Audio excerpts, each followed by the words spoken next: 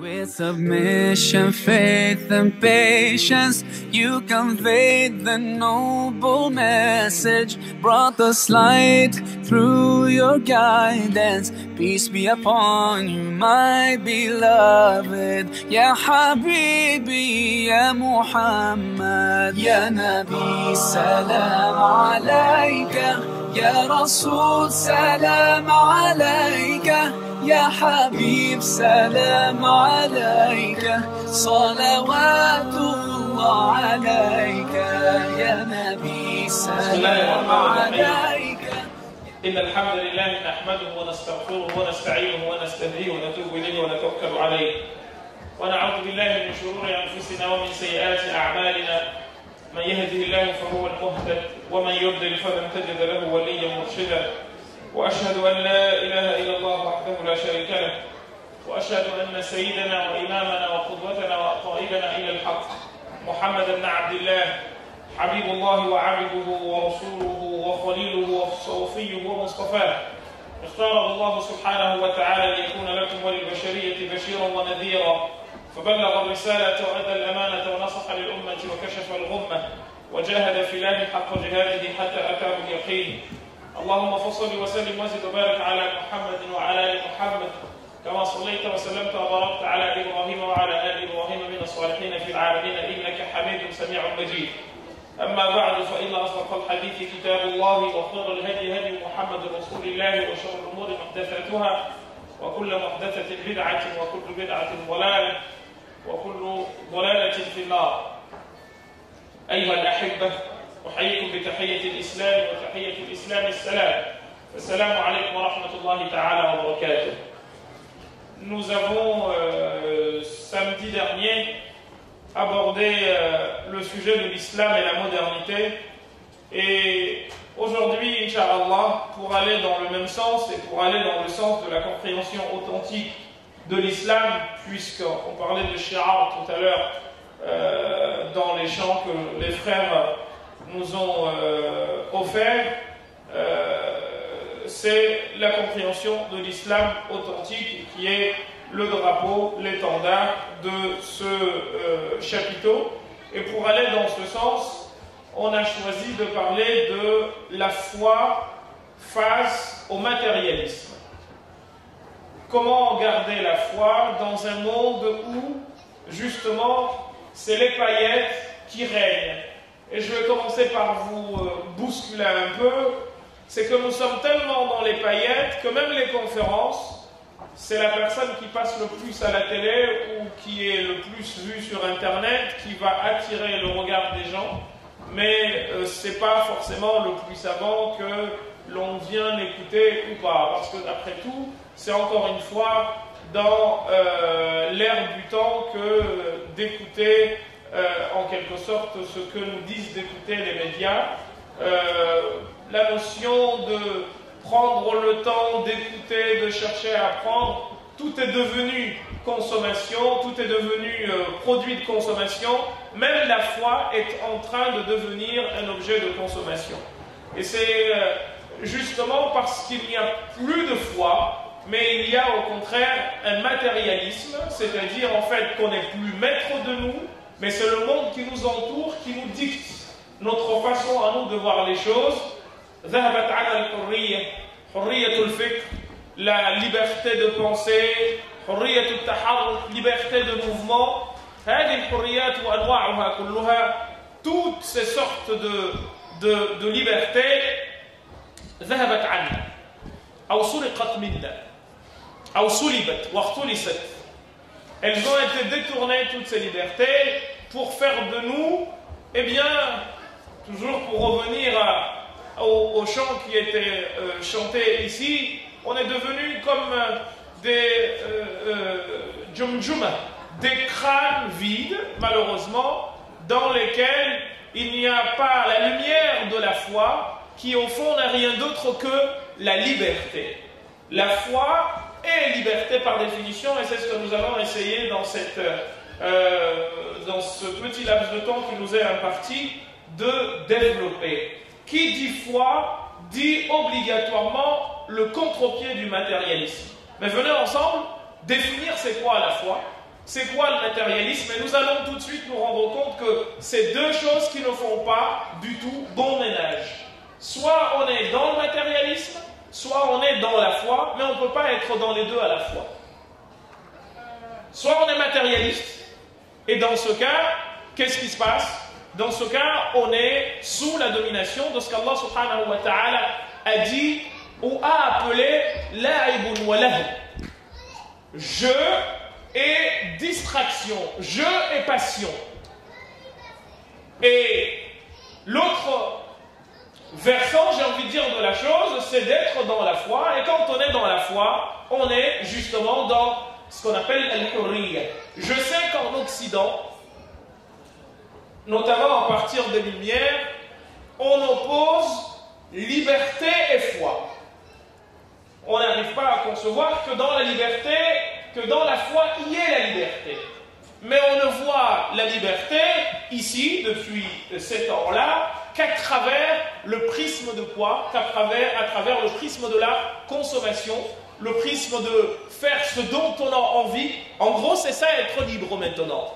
Quand on entend les jeunes, par exemple, qui se mettent à fumer pour la première fois, ils fument en quelque sorte pour dire non à un système, donc c'est pour eux être libre, faire ce que l'on veut. Eh bien, en islam, on te dit, tel que l'islam nous enseigne la foi, être libre, c'est justement dire non à sa propre personne. Être libre, c'est justement dire non aux tentations qui sont on ne peut plus nombreuses, qui au quotidien nous entourent et qui nous appellent, qui nous font des appels du pied. Viens, je voudrais que tu me donnes ceci, je voudrais que tu me donnes cela. Et tout cela, c'est le symbole du matérialisme. Alors, qu'est-ce que la foi, chers frères et sœurs? Vous avez dans la foi beaucoup de définitions, dont les 6 que tout le monde connaît. أن تؤمن بالله وملائكته وكتبه ورسله وباليوم الآخر وبالقدر خيره وشره. Et ensuite vous avez des versions qui vous rajoutent وأن النار حق والجنة حق. C'est de croire en Dieu, aux anges, aux messagers, aux livres, au jour du jugement et au pouvoir exécutoire ou exécutif d'Allah subhanahu wa ta'ala. Aussi bien ce qui en émane de bien à vos yeux comme ce qui en mène de mal à vos yeux, car ne vient d'Allah subhanahu wa ta'ala que le bien. Mais cela, c'est ce que le prophète sallam nous a enseigné comme faisant partie ou comme étant ce qu'on appelle les piliers de la foi. Mais pourquoi le prophète sallam enseigne-t-il la foi à travers ces 6 choses-là? Pourquoi ne nous enseigne pas dans ce hadith? Parce qu'il y en a d'autres dans lesquels il nous dit c'est bid'un wa sab'una shu'ab. C'est 70 choses et quelques. Donc 73 ou 75, 77 ou 79. البضع عند العرب إما يكون 3 أو 5 أو 7 أو 9. C'est ou 3, 5, 7 ou 9. Bref, un chiffre impair. Donc, il ne nous a pas défini cela précisément, mais il nous a donné ici 6 piliers qui, pour lui, font de la personne qui y croit un croyant. Eh bien, pour une raison très simple, mes frères et sœurs. Il commence par أن تؤمن بالله, de croire en Allah subhanahu wa ta'ala. Parce que qui dit croire en Allah, dit que l'on accepte, en tant qu'humain, eh bien, de pactiser avec un créateur dont on ne connaît l'existence qu'à travers la nôtre, dont on connaît l'existence qu'à travers ce qui nous entoure, dont tout ce qui nous entoure témoigne de l'existence, pour faire simple. Eh bien, on te dit de croire en lui. Et l'humain, d'habitude, parce qu'il est sous l'emprise de ce qu'il voit et parce qu'il est sous le diktat des sens, il a du mal à y aller. Comment vais-je croire ce que je ne vois pas? Comment vais-je croire ce que je n'entends pas? Comment vais-je croire ce que je n'ai pas lu? Et le prophète sallam te dit « tu'mina billah » que tu crois en Allah. Mais je ne vois pas. Je ne l'entends pas. La tudrikul absar wa huwa yudrikul absar. Les yeux ne le voient pas, mais lui, il les voit. Alors on te dit de croire en ce que tu ne vois pas. C'est contre nature. Pourquoi c'est contre nature? Parce que tu es sous le diktat de ce qui t'entoure. On dit tout le temps, un tien vaut mieux que 2 tu l'auras. C'est-à-dire, on t'apprend à ne faire confiance qu'à ce qu'il y a autour de toi. On t'apprend à faire confiance qu'en ce que tu peux toucher. Et pourtant, on te dit que le vent existe et tu ne le vois pas. On te dit que tu es intelligent, mais tu ne sais pas où se situe ton intelligence. Vous savez où elle se situe, l'intelligence? On dit qu'elle est dans le cerveau. Mais pourquoi vous croyez que vous êtes intelligent? À travers vos faits et gestes. Ce qui nous permet de dire qu'un homme est intelligent, ce n'est pas parce qu'il le clame, c'est à travers ses faits et gestes, à travers ses propos. On dit à partir de là que la personne est intelligente ou pas. Eh bien, Allah subhanahu wa ta'ala, ce n'est pas parce qu'on ne le voit pas qu'il n'est pas là, car s'il n'existait que ce qui était visible, eh bien l'intelligence humaine n'existerait pas, parce qu'on ne la voit pas. Allah subhanahu wa ta'ala, on le découvre à travers quoi? On le découvre à travers tout ce qui nous entoure. On le découvre à travers nous-mêmes. Et nous l'avons dit samedi dernier. Donc on te dit, dès que tu franchis ce pas, eh bien, tu as déjà extrait ta personne de quoi? Du matérialisme ambiant. Tu cesses d'être la victime du dictat de ce qui t'entoure. Tu cesses d'être la victime du simple sens de toucher, d'entendre ou de voir pour aller vers autre chose qui est, j'ai envie de dire, semblable à l'intelligence. Parce que, encore une fois, ce n'est pas parce que tu ne la vois pas qu'elle n'est pas là. Je disais samedi qu'un poète disait Allahu aqsama fil Qur'an bil qalami. Dieu a juré dans le Coran par le stylo. Lamma ala sha'nuhu fil lawh min qidami. وقدر الخير والشر الذين يرى ظهور مرahuma دوما من العدم والكائنات بدت بالحادثات على وفق مقدر للأجيال والأمم وكل شيء في الدنيا له سبب وقد يرى بالحجام الطرف عنه عمي. On peut à travers l'intelligence ou par l'intelligence voir ce dont l'œil est aveugle. On peut à travers l'intelligence entendre ce dont l'oreille est sourde. On peut à travers l'intelligence sentir ce que la peau ne nous permet pas de ressentir. Eh bien, quand tu franchis ce pas-là, qu'est-ce qui t'arrive, chers frères, chères sœurs? Eh bien, tu apprends à être libre. Et voyez-vous, Allah subhanahu wa ta'ala, ses organes de sens, il les a attachés à un organe qui est le centre névralgique de tous les sens. Les sens reviennent à quoi? Ils reviennent tous au cœur. Or, on sait très bien que le cœur, c'est par définition l'organe à partir duquel viennent les ordres qui font de nous des bestiaux.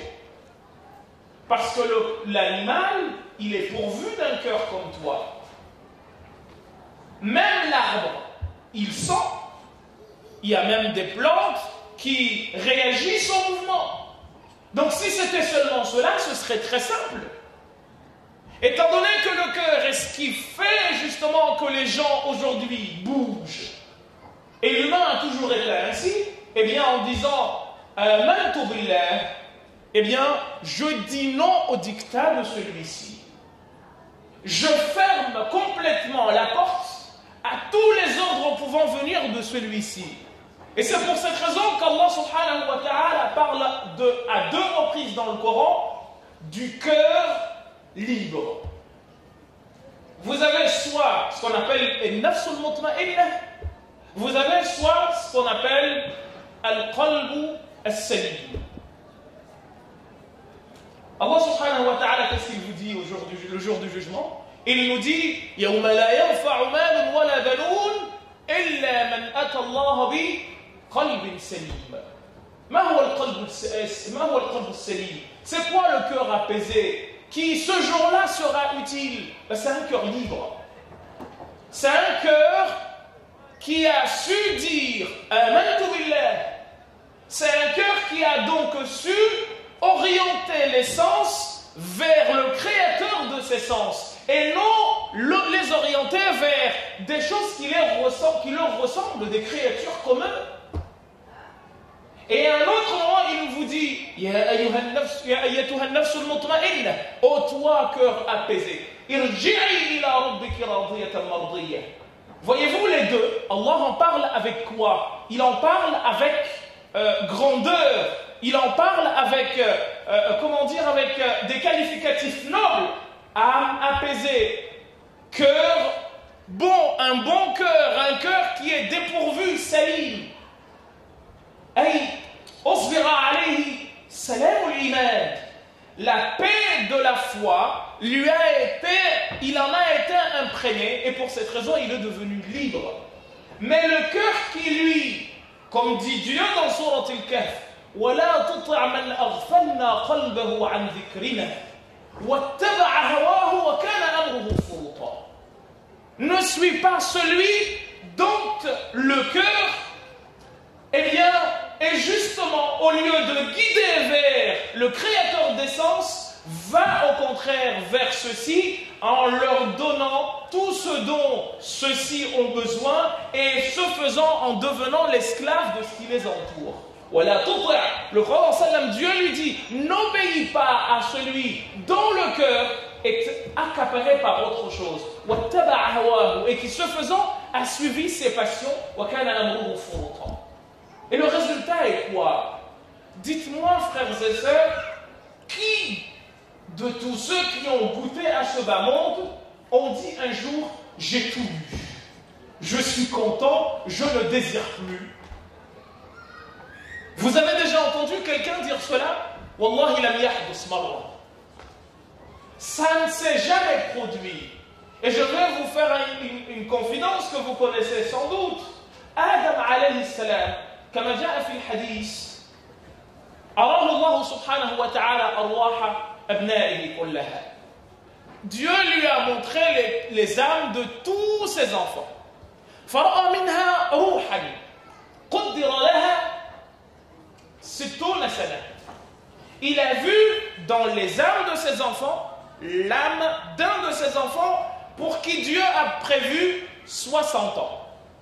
فقال ما أجملها. Qu'est-ce qu'elle est belle cette âme, l'âme d'un de mes fils. قيل له هذه روح ابنك داود. Ça c'est l'âme de ton fils Daoud. قال خذوا مني 40 وأضيفوها إليه. Prenez de ma vie. قدر له كم سنة؟ 1000 سنة. On lui a prévu combien d'années de vie? 1000. Il a dit prenez-en 40 et donnez-lui, rajoutez à sa vie. عاش آدم كم سنة؟ 960 سنة. Il vit jusqu'à 960 ans. أتاه ملك الموت من أجل قبض الروح. Il est venu lui prendre l'âme. قال خلاص حان الوقت. L'heure de partir est arrivée. ماذا كان جواب أبينا آدم عليه السلام? Sa réponse a été quoi? قال عد إلى ربي. repars voir Dieu. وقل له أنه هو المعطي أنا لا أمتلك شيئا حتى أعطي. Moi j'ai rien à donner, c'est lui qui a donné. Dis-lui de me redonner mes 40 ans. بعد أن عاش كم سنة؟ 900 سنة و60. Après avoir vécu 960 ans, لم يمل من الحياة. Il n'en a pas eu marre en se disant خلاص سلمت منها, j'ai suffisamment vécu. أبدا لم يحدث. Et même ceux qui en viennent à se suicider, c'est parce que justement la vie les presse tellement qu'ils ne savent plus quoi faire. Mais jamais personne ne s'est fatigué de vivre. Et lui, tant qu'il est là, tant que lui c'est lui qui dirige, on n'est pas libre. Et quand c'est lui qui dirige, c'est le matériel qui dirige. Et je vais commencer par vous dire, mes frères et sœurs, que si aujourd'hui la foi est menacée, et distinguons, frères et sœurs, faire la prière de la foi, ça va vous surprendre. Il y a beaucoup de gens qui gesticulent, mais qui n'ont rien de la foi en eux.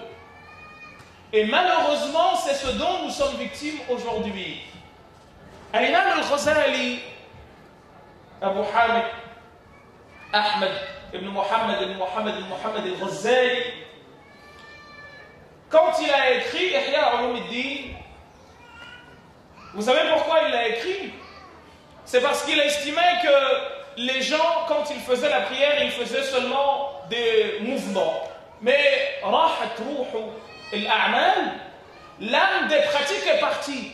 فأراد أن يعين الناس على أن يعيدوها إليهم. Et il a voulu que justement les gens regagnent la foi des pratiques à travers ce qu'ils faisaient. فكتب هذا الكتاب وأسماه إحياء علوم الدين.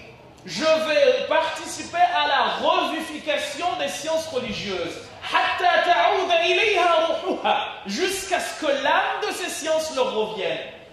Était Al-Ghazali il y a combien d'années? 450-505 بعد الهجرة. ونحن أتينا بعد كم سنة؟ 1000 سنة بعد الغزالي. Nous sommes à 1000 ans après l'imam al-Ghazali. Et donc, si lui, à 450, il disait qu'il n'y avait pas, il y avait besoin de Ihya Ulum ad-Din, aujourd'hui, je ne dis pas qu'il y a besoin de Ihya Ulum ad-Din.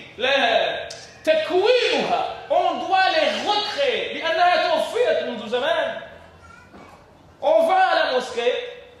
Qu'est-ce qui se passe dans les mosquées? Les mosquées se sont transformées. قديما كانوا يتصافحون فيها ويتقابلون فيها بسرور وبهجة. Les gens s'accueillaient dedans avec bonheur, avec tout ce que vous voulez. Aujourd'hui, c'est quoi? المسجد مغربي, المسجد جزائري, المسجد تونسي, إفريقي, turki. Aujourd'hui, ce n'est plus ça du tout. La mosquée, elle est algérienne, marocaine, tunisienne, africaine, turque ou je ne sais quoi. Allez dans les mosquées. Allez, regardez. Regardez dans vos villes. Vous allez voir s'il y a une mosquée qui n'est pas étiquetée. هل أتينا لنعبد البلاد البلدان أو أتينا لنعبد الله؟ هل المساجد للبلدان أم لله؟ Est-ce que les mosquées sont à Dieu ou au pays dont nous sommes d'origine? Et pourtant, ما شاء الله, tout le monde a 5 صلوات. لكن هذه الصلوات الخمس التي تؤديها يوميا ماذا غيرت فيك؟ من لم تغيره صلاته فلا صلاة له كما جاء في الحديث. Celui dont la prière n'influe pas sur sa façon à lui de vivre, il ne prie pas. هكذا قال الرسول صلى الله عليه وسلم من لم تنهه صلاته عن الفحشاء والمنكر فلا صلاة له. Celui dont la prière n'influe pas le comportement au point de lui faire faire ce qui va obéir à Allah et l'éloigner de ce qui va lui faire désobéir à Allah, il n'a pas de prière. Et aujourd'hui, quand on regarde, on fait un petit sondage, de quoi s'aperçoit-on? Eh bien, on s'aperçoit justement que, et c'est pour cette raison que le titre est important, la foi dans le matérialisme, ou face au matérialisme exactement. Comment faire? Parce que tout, on est envahi de partout. Wallahi, on ne se rend pas compte. Mais même notre façon à nous de manger, notre façon à nous de nous habiller, notre façon à nous-mêmes de concevoir le monde nous est dictée par le matériel. J'achète ceci, non pas parce que je vais pouvoir être en phase avec mon créateur ou pour être bien avec mon voisin, abadan. Je cherche mon confort. Je cherche mon confort. Et comment je cherche mon confort? Eh bien, par tous les moyens. Tous les moyens qui s'offrent à moi, je les utilise. Pourquoi? Parce que je vise un objectif que jamais personne n'a atteint. Jamais personne n'a réussi à se dire, comme je vous ai dit tout à l'heure, Masha'Allah, j'ai eu tout, même à 200 ans, Wallahi, même à 200 ans, même à 1000 ans comme Adam alayhi salam, jamais on arrivera à faire cela. Pourquoi? Parce que l'homme est par définition une machine productrice d'envie. Je dis souvent aux frères qu'il y a dans les Fleurs du mal de Charles Baudelaire de très beaux vers où il dit « Un homme digne de ce nom a dans son cœur un serpent jaune, assis comme sur un trône, à qui s'il dit je veux, il dit non. » Voilà la définition de Baudelaire pour l'homme, même si lui il ne l'a pas appliqué. C'est-à-dire, en d'autres termes, que tu n'es libre que quand tu es en mesure de te dire lui il a dit je veux, je ne lui donne pas. Et je dis souvent aux frères qu'il y avait un savant qui a tellement refusé à son âme ce qu'il voulait ce qu'elle voulait, qu'un jour, je vous ai dit, il a dit أشتهي أن أشتهي فتشتهي نفسي فلا أعطيها فأبت أن تشتهي. J'ai voulu désirer pour que mon âme, mon cœur désire et que je ne lui donne pas, il a compris que je ne lui donnerai rien du tout, elle a cessé de désirer. Ben à ce moment-là, à cet instant-là, j'atteins la notion de liberté. Mais tant que je fais ce que lui veut, eh bien, khalas, ليس فيه حرية وليس فيه إيمان. Il n'y a ni foi ni liberté. Et c'est dans ce sens qu'on dit aux autres, mais vous qui dites qu'il ne faut pas croire, ou qu'il faut se lever, aller boire de l'alcool ou aller dans les boîtes de nuit, si c'est ça votre liberté, nous on dit, comme le disait Alexandre Kojève, l'homme est conscient de soi, conscient de sa réalité et de sa dignité humaine. Et c'est en ceci qu'il diffère essentiellement de l'animal qui se laisse dépasser par le niveau du simple sentiment. La mouche, si elle voit qu'il y a de la viande de l'autre côté et qu'entre elle et la viande il y a un bûcher, elle va chercher à traverser le bûcher pour atteindre la viande et bien entendu va mourir entre-temps. L'humain, lui, Dieu lui a donné la possibilité de dire « moi j'ai envie, mais entre les deux il y a quelque chose, je n'y vais pas ». Si tu n'arrives pas à raisonner comme ça, mais toi et la mouche vous êtes pareils. Toi et le chien, le chihuahua, vous êtes pareils. Et c'est la raison pour laquelle nous on nous dit Al-Iman huwa qimmatul hurriya. La foi c'est le summum de la liberté. Parce qu'elle me dit quoi? La foi me dit je crois en Allah, donc je cesse d'être sous le dictat comme nous venons de le dire. De quoi? De ce qui m'entoure, de mes sens. Mais elle ne s'arrête pas là. Vous avez entendu le prophète sallam qui dit La yu'minu ahadukum hatta yuhibba li akhihi ma yuhibbu li nafsihi. Et regardez le terme qu'il a utilisé, al-iman. Il ne croira pas complètement celui qui ne souhaitera pas pour lui ce qu'il souhaite pour autrui, ce qu'il souhaite pour sa propre personne. Ça veut dire quoi cela? Eh bien le sens ici est que, étant donné que d'habitude l'homme ne cède qu'à ce que veut son cœur et qu'il n'est pas naturel de vouloir que mon frère ait la même chose que moi, j'ai toujours envie d'avoir plus. Eh bien, quand tu dis non à cela et tu donnes à ton frère ce que tu veux, eh bien là, tu as dit à ton cœur, et voilà, je t'ai eu. Je suis libre. Je suis capable de faire même ce que toi, tu ne veux pas. Le prophète sallallahu alayhi wa sallam, comme a dit dans le hadith al-Mursal, lorsqu'il y a eu la révélation du verset dans lequel Dieu dit Allah. Lorsque le prophète sallam a reçu la révélation de ce verset où Dieu lui dit Khudil afwa wa'mur bil urfi wa'arid 'anil jahilin. Prends le pardon, conseille le convenable et tourne le dos aux ignorants. Qala li Jibril. Il a dit à Jibril Wallahi ma fahimt shay'an min hadhihi al-aya. Je n'ai rien compris de ce verset. Alim, apprends-moi. Qala Jibril intazir. Il lui a dit attends.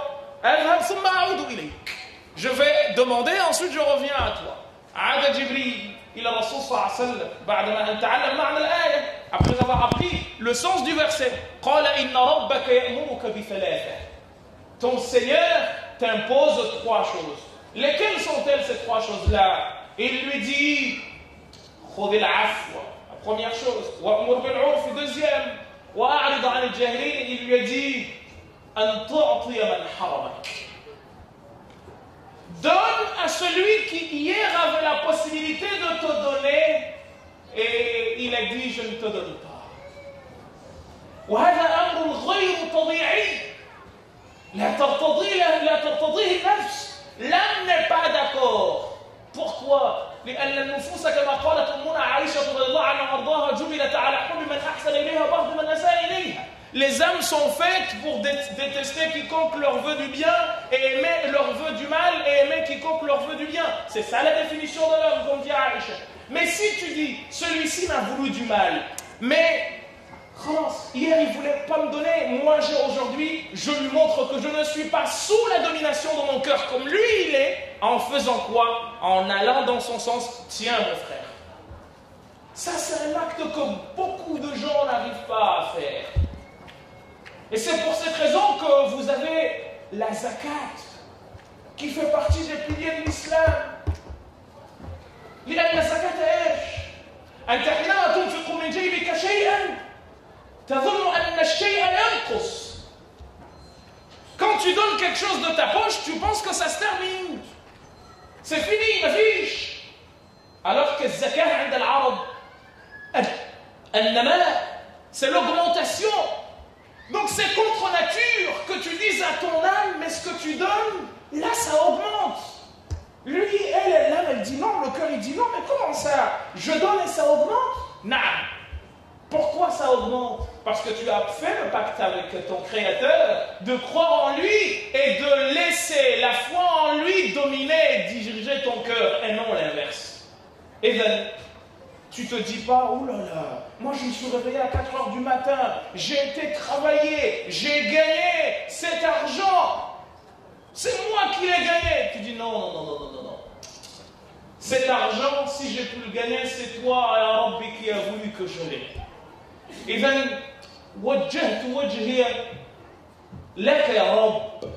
Je me dirige entièrement à toi. كما قال إبراهيم الخليل عليه وعلى نبينا أفضل الصلاة وأزكى التحية والتسليم. Il lui dit quoi? وجهت وجهي للذي خلق السماوات فطر السماوات والأرض حنيفا مسلما وما أنا من المشركين إن صلاتي ونسكي ومحياي ومماتي لمن؟ لقلبي لا لله رب العالمين, pour mon Créateur, le Dieu, le Seigneur des univers. لا شريك له وبذلك أمرت وأنا من المسلمين. هو قال وأنا أول المسلمين أما أنت. نحن عندنا عند الشوافع فيما يسمى بدعاء الاستفتاء. Et c'est ce qu'on lit quand on commence la prière. Donc toi tu ne dis pas ce qu'Ibrahim a dit, parce que tu n'es pas le premier. هو سماك المسلمين من قبل, mais tu es un de ceux qui ont suivi. Donc tu dis وأنا من المسلمين, et j'en fais partie. Donc toi quand tu donnes, tu dis ça c'est pas à moi, c'est à mon Créateur. Donc je ne fais que rendre à mon Créateur ce qu'il m'a donné. Et voyez-vous, avant d'aller plus loin, il y a une anecdote très importante qui nous montre l'importance justement de rompre avec le matérialisme pour aller dans la foi. Il y avait une mère, un monsieur qui était commerçant. Et c'est aux sœurs que je m'adresse en particulier. La mère avait son mari avec lequel ils avaient eu un enfant. كان لهم غلام. سافر البعل. Le mari est parti en voyage et sur le retour حدثت حادثة. Il y a eu un événement. توفي الابن. Le fils est mort. ليلة إياب البيع. La nuit du retour du mari. قبل أن يصل الزوج. Avant que le mari n'arrive. ماذا صنعت المرأة? Elle a fait quoi, la femme?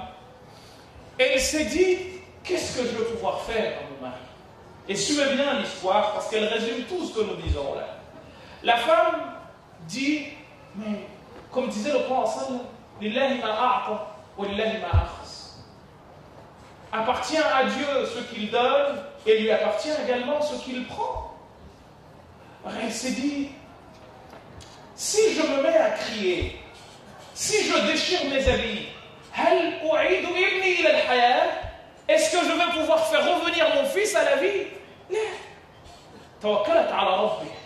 Elle s'est remise à Allah subhanahu wa ta'ala. Là, qu'est-ce qui va se passer?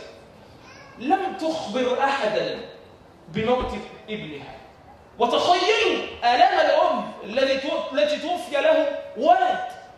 Imaginez les douleurs d'une mère qui a perdu son fils. Il est mort, mais elle n'en a parlé à personne pour attirer l'attention de personne. La personne, le mari, est revenu et elle ne lui a rien dit. Et je vois mes sœurs aujourd'hui qui crieraient de toute leur force. C'est quoi le résultat? Elle n'a rien dit à personne. Et le mari est rentré. Elle l'a appelé au lit, comme si de rien n'était. Le cœur était en train de bouillir à l'intérieur. Vous êtes des mères et vous savez combien c'est dur de voir son fils souffrir avec ça va. Elle a enduré. Et alors qu'elle est au lit avec son mari, elle dit à son mari, écoute,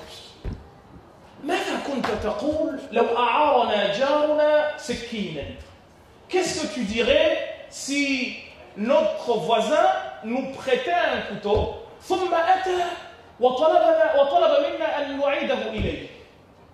et qu'il revenait nous demander de lui rendre son couteau?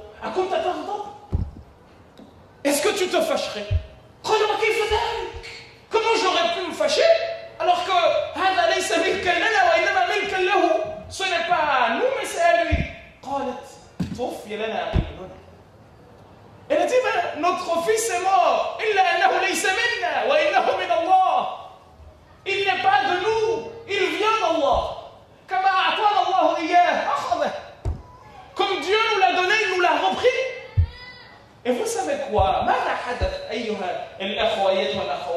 L'enfant qui est né là, certains savants disent, c'est le Junayd ibn Muhammad. Celui dont vous entendez parler à gauche et à droite s'appelle Junayd al-Baghdadi. Eh bien, c'est l'enfant qui est né de cette relation-là. Pourquoi? Parce qu'Allah subhanahu wa ta'ala nous a dit وَلَنَبْلُوَنَّكُمْ بِشَيْءٍ مِّنَ الْخَوْفِ وَالْجُوعِ وَنَقْصٍ مِّنَ الْأَمْوَالِ وَالْأَنفُسِ وَالثَّمَرَاتِ وَبَشِّرِ الصَّابِرِينَ الَّذِينَ إِذَا أَصَابَتْهُمْ مُصِيبَةٌ قَالُوا إِنَّا لِلَّهِ وَإِنَّا إِلَيْهِ رَاجِعُونَ. Parce que tu vas être éprouvé, ô toi humain, dans ta vie, dans ta famille, dans ta chair. Mais à quoi ça sert de perdre espoir? À quoi ça sert justement de devenir l'esclave de ses passions? Rien du tout. Ce que Dieu a décidé va bel et bien avoir lieu. À quoi ça sert que je me prenne la tête parce que vous m'avez insulté avec vous? Pourquoi je vais me disputer avec vous? Sachant que de toute façon, vous allez, même si je ne le veux pas, vous allez m'insulter. Subhanallah, wa subha Rasulullah, man anta hatta la tusab. On a insulté Allah, on a insulté son prophète. On a dit de Jésus qu'il était le fils de Dieu. Et on a dit de Uzair qu'il était le fils de Dieu. Et toi tu viens, tu dis Masha'Allah, tu ne veux pas qu'on t'insulte. فقال شاعر من علماء الاشتقاق qui s'appelait Ibn Darid في العهد العباسي. Il a dit وما أحد من ألسن الناس سالمة ولو أن ذاك النبي المطهر. Personne n'est à l'abri des langues, même devant le prophète sallallahu alayhi wa sallam. In kunta sikitan yaquluna kamu. Si tu parles pas, ils diront de toi que tu es muet. Wa in kunta mintiqan. Et si tu parles, on va dire de quoi? Musarfir, tu es là, tu parles comme hey, il n'arrête pas de parler. وإن كنت صواما وبالليل قائما يقولون زراف يرائي ويمكر. Et si tu fais des jeûnes, tu fais la prière, etc., ils trouveront toujours quelque chose à dire. فلا تخشى إلا الله جل جلاله. Alors pactise avec Allah. هو الواحد الصمد الله أكبر. Lui il est unique et jamais il ne te décevra. Mais les autres, quoi que tu fasses, on trouvera toujours quelque chose à dire. Je peux venir là, vous parler avec passion et avec cœur, mais n'empêche que celui qui n'a pas envie d'écouter, notamment si la personne te déteste, là,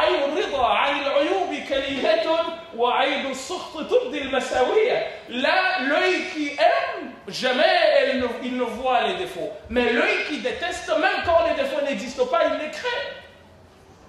Et comme Allah, sois avec lui. Mais le matérialisme, et quand je dis matérialisme, c'est pas seulement ça, non, c'est l'ensemble de ce que représente le matérialisme derrière, c'est-à-dire les passions vers lesquelles chacun de nous va aller.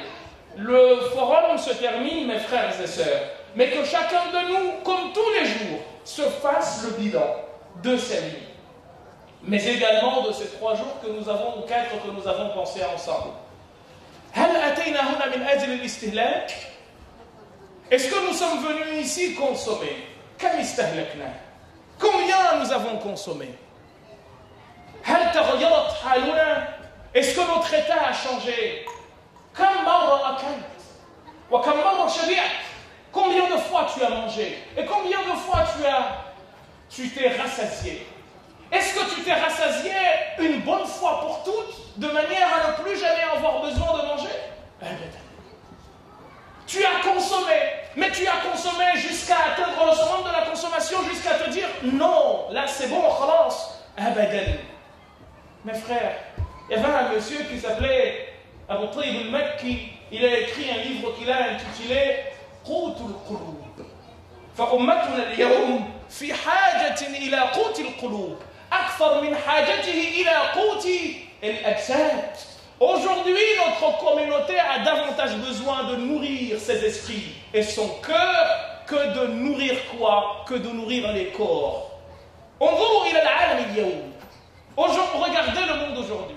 ترى إنسانا واحدا رجلا أو امرأة. Allez aux États-Unis. Prenez un homme ou une femme, مثلا. Wallahi, vous pensez avoir plus, vous pensez avoir en face de vous plus un zébu qu'un humain. Et le wahid lahu 300 kilos. Il mange jusqu'à avoir 300 kilos. Alors, on ne parle pas de ceux qui sont malades. Lakin, par leurs mains, je mange jusqu'à ne même pas pouvoir tenir debout. Il y a des gens qu'on appelle des consuméristes. Il faut que j'achète. Ça te sert à quoi? Apparemment, on fait du shopping, on rentre dans les magasins, on tourne à droite, on fait de la lèche-vitrine.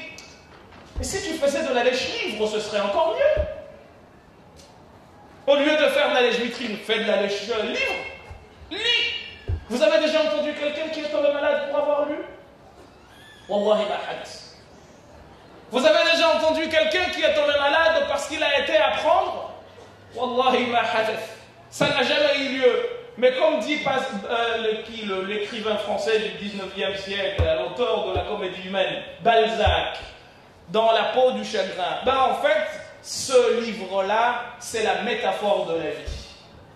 C'est un jeune qui découvre, qui rentre chez un antiquaire, le personnage principal, et qui achète une peau qui avait la particularité d'exaucer tous les vœux. Mais plus tu demandais, plus elle se rétrécissait, et plus elle se rétrécissait, plus ta vie se rétrécissait. C'est-à-dire que plus tu demandes, moins tu vas vivre. Et la vie, au fond, wallahi, c'est comme ça. قرأنا في كتاب الإمام الحداد qu'il y a une fois, Isa alayhi salam, أتته الدنيا. Ce moment de lui est venu, على صورة امرأة, sous le visage d'une femme. فقالت له. Parce que Isa alayhi salam n'a goûté à rien des délices de ce monde. حتى قال السمرقندي, et Samarqandi dit, Isa alayhi salam, il a tellement rompu avec ce monde qu'un jour, il passait à un endroit, il a fait des prières jusqu'à ce... Il a voulu se reposer un peu. Il a pris une pierre, kawisad, comme koussa. Iblis est passé à côté là. Masha'Allah, aujourd'hui tu es au beurre, comme diraient les jeunes. Si ça appartient à ce moment, je n'en veux pas. Allez, prends-la, va-t'en. Il la lui a jeté. Et bien, ce moment s'est présenté à lui comme une femme. Et le monde lui a dit, sais-tu qui je suis? Je ne sais pas qui tu es. Il lui a dit, je suis ce bas monde. Et là, Isa lui dit, mais comment ça se fait que personne ne te comprend? Ce moment lui a dit, parce qu'en fait, je suis comme le mirage. Je donne l'impression que l'on va pouvoir me toucher. Et plus les personnes approchent, plus je leur donne l'impression qu'ils sont à 2 doigts de m'avoir alors que je suis à des millions de kilomètres d'eux. Et quand véritablement la personne est à 2 doigts de m'atteindre, boum, la mort lui tombe dessus et jamais personne ne m'a eu. Et de cette façon, j'arrive à les avoir tous. Parce que tout le monde se dit, ah, moi je vais vivre. Mais tu vas vivre jusqu'à quand? Nous n'avons accordé l'éternité à personne avant toi. Est-ce que si toi tu meurs, ils vont vivre éternellement? Tout le monde va mourir. Et donc pourquoi on ne comprend pas? Pourquoi on se donne toujours ces espoirs-là? Et dans l'imam al-hurriya, la liberté, elle est dans la foi. Parce que tu vas justement pouvoir donner à ton frère ce que lui, il t'a refusé. Pourquoi? Parce que lui, il est dominé par son cœur, alors que toi, tu dis, de toute façon, ça ne sert à rien, ça va passer. Moi, je suis de passage ici. Et la deuxième chose, la deuxième chose, c'est quoi?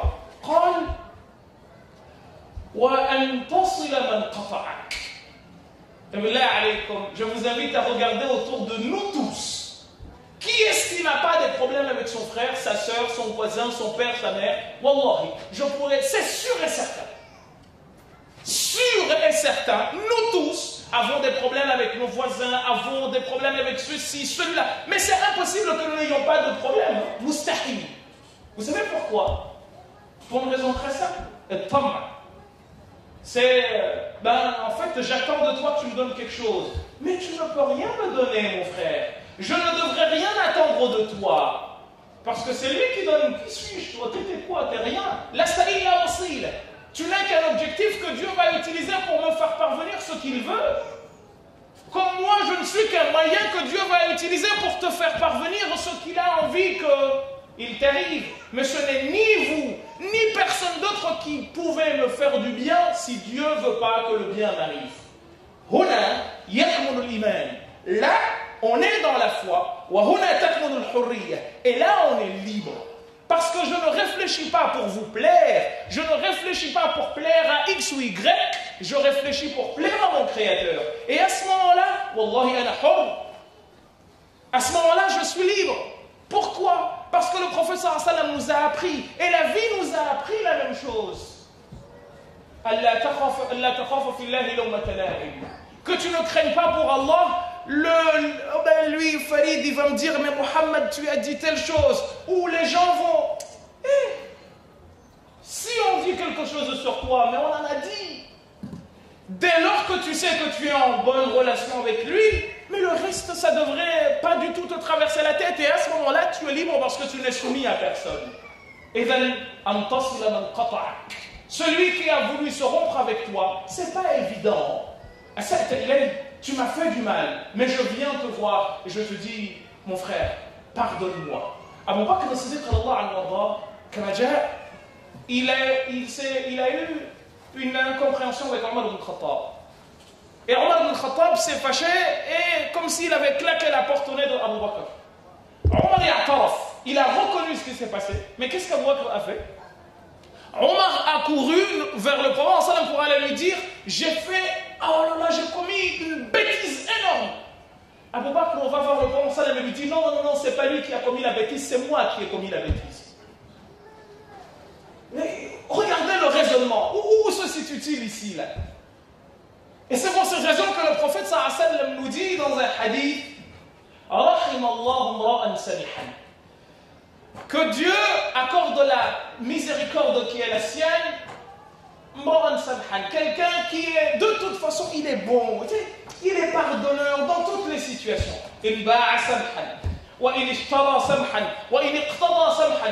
S'il vend, ce que Dieu a décidé aura lieu, pourquoi je me prends la tête avec vous? J'achète, je porte une affaire au tribunal, mais je n'insulte pas. Je le fais parce que j'ai juste envie que la loi soit rétablie. Mais je ne cherche pas à me venger de toi. Et le musulman ne se venge pas de son frère. Il pardonne. Et mes frères et sœurs, si nous rentrons chez nous et que nous ne sommes pas... Si nous voulons vraiment tester notre liberté, eh bien c'est de dire, toi tu voulais pas que je me réconcilie avec mon frère, je veux le voir. Et même s'il ne veut pas de moi, même s'il va me claquer la porte au nez, mais comme je suis libre, lui il ne l'est pas, je dois l'inviter à augmenter, à monter, mais je ne dois pas l'inviter à baisser. Et combien parmi nous ont été interpellés par des gens qui leur ont fait du tort? Alors, allez, vas-y.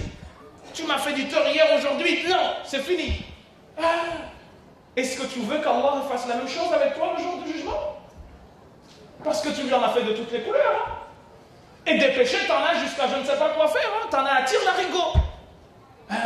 Je vous dis souvent qu'il y a Abu Nouas. Abu Nouas, وما أدراك ما أبو نواس الخمريات وما إلى ذلك. Et il dit, à un moment donné, après s'être repenti, يا رب إن عظمت ذنوبي كثرة فلقد علمت بأن عفوك أعظم إن كان لا يرجوك إلا محسن فبمن يلوذ ويستجير المجرم. Je sais que j'ai dépassé les limites parce qu'il a été dans des choses que je ne pourrais même pas vous dire. Et il dit, si je me suis permis de dépasser les limites, c'est parce que je sais que ton pardon est sans limite. إذن هذا بتلك. لكن إن كان يرجوك إلا يرجوك إلا محسن. Mais s'il n'a le droit de se présenter à toi que le bon, فبمن يلوذ ويستجير المجرم. Et t'es comme moi, ils vont aller où? Ils vont aller voir qui si toi tu si tu refuses ma main qui s'est levée vers toi et qui dit pardonne-moi, qui est-ce qui va pardonner? Et ne te dis pas que tu ne pardonnes pas à ton frère, parce qu'à ce moment-là c'est ton cœur qui dirige et c'est le matérialisme qui a pris le dessus. Troisième chose, il lui dit et ça c'est encore pire. Et que tu pardonnes à celui qui a été injuste à ton endroit. Et ça, c'est quelque chose que très peu de gens sont capables de faire. Pourquoi? Parce que par définition, l'humain a toujours envie que ce soit lui qui ait le dernier mot. Comment ça? La langue, même, vous avez déjà entendu deux personnes se disputer et s'arrêter de s'insulter sans qu'il y ait une troisième personne qui vienne en tirer une? Non. Ça commence toujours... Là, tu as dit, moi je dis, tu as dit, moi je dis, tu as dit, moi je dis. Et le résultat a été quoi? Jamais on n'a rien eu. Alors il y a un monsieur qui a dit, comme Rawa el-Nawawi, il y a quelqu'un qui a dit, احفظ لسانك أيها الإنسان لا يقتلنك إنه ثعبان كم في المقابر من قتيل لسانه كان التهاب لقاءه الشجعان. Protège ta langue, ô toi humain, qu'elle ne te tue pas car c'est un serpent. Combien dans les tombes se trouvent des gens qui sont morts à cause de leur langue? Des gens qui étaient craints de tous, mais à force de parler, on dit aux Comores que le trou que la langue a creusé, aucune main ne peut fermer. Tu parles, tu dis une chose, mais wallahi, tu regrettes. Tu aurais aimé si tu pouvais retourner en arrière et ne pas le dire. C'est pour ça qu'on te dit Man kana yu'minu billahi wal yawmil akhir falyaqul khayran aw liyasmut. Là, regardez encore. Qu'est-ce que Dieu, le prophète, a dit? Man kana yu'minu bihadha bid-dunya abadan billahi. Celui qui croit à Allah. Alors on est toujours en train de parler de foi. Celui qui croit à Allah et au jour du jugement, eh bien, qu'il dise du bien ou qu'il se taise. Pourquoi? Parce qu'encore une fois, on revient là. Le matérialisme, dans tous les sens du terme. C'est-à-dire que tu es victime de ce qui t'entoure et non l'inverse. Et celui qui a été injuste à ton endroit, il faut que tu te montres toi, au contraire, pardonneur. Pourquoi? Parce que le Coran nous dit dans un hadith, trois choses. Si j'avais l'habitude de jurer, la halaftu biha. Wallahi, je jurerais par elle. Et parmi les trois choses, c'est lesquelles? Parmi les trois choses, c'est que justement, celui qui pardonne, Allah lui pardonne. Allah subhanahu wa ta'ala, le jour du jugement, il y a des gens qui vont être appelés par les anges. Et vous savez comment on va les appeler? Dieu va envoyer des anges qui vont dire toutes les personnes auprès de qui Dieu a des dettes doivent se lever. Et les gens vont dire Wakif, comment Dieu peut être endetté auprès de quelqu'un? Eh bien, en fait, on leur dira devant tout le monde, on dira toute personne qui a pardonné à son frère, Dieu a une dette auprès de lui, qu'il se lève et qu'il aille directement au paradis. Ne soyons donc pas victimes de ce monde ambiant, de ce matérialisme ambiant. Ne recevons pas des dictats de la part de ce qui nous entoure. N'agissons pas, mais ne réagissons pas, mais agissons. Ça veut dire quoi? C'est quoi la différence entre les deux? Celui qui réagit, c'est quelqu'un qui est piqué par l'extérieur. Il y a ce qu'on appelle en psychologie le behaviorisme. Le behaviorisme, c'est quoi? C'est qu'en fait, je te pique, on appelle ça un stimulus. Je te pique et tu réagis. Dans les années 30, un monsieur qui s'appelait Leonid Bloomfield a été faire des enquêtes linguistiques dans les zones du nord de l'Amérique, avec des gens dont il ne comprenait pas la langue, mais il prenait des choses et il faisait justement, il était dans le behaviorisme. Ça c'est quoi? Comment tu dis? Et il note, le musulman ne doit pas être dedans. Le musulman, il doit au contraire être dans l'action. Je ne réagis pas, mais j'agis. Pourquoi? Parce que celui qui agit, il impose le tempo. Mais celui qui réagit, on lui impose un tempo. Donc aujourd'hui, ne nous laissons pas guider par le matérialisme, proposons. Ok? Soyons ceux qui donnent le là, mais ne soyons pas ceux qui suivent. Et à ce moment-là, nous aurons gagné notre liberté, et en étant libres, nous aurons véritablement été dans la foi. Mais si nous sommes de l'autre côté, mes frères, eh bien là, on sera dans justement le champ de ceux dont Dieu dit وَلَا تُطِعْ مَنْ أَغْفَلْنَا قَلْبَهُ عَنْ ذِكْرِنَا وَاتَّبَعَ هَوَاهُ وَكَانَ أَمْرُهُ فُرُطًا جعل الله وإياكم من الذين يستمعون القول فاتبعوا أحسنه وصلى اللهم وسلم وبارك على سيدنا محمد وعلى آله وصحبه والحمد لله رب العالمين وشكر الله لكم والسلام عليكم ورحمة الله تعالى وبركاته.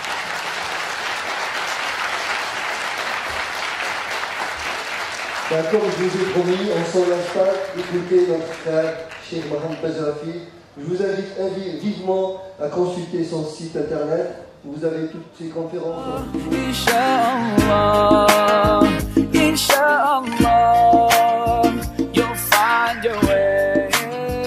Inch'Allah, Inch'Allah, Inch'Allah, you'll find your way.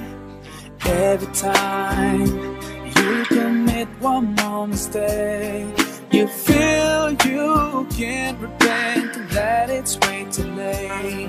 You're so confused, wrong decisions you have made haunt your mind and your heart is full of shame. But don't despair and never lose hope, 'cause Allah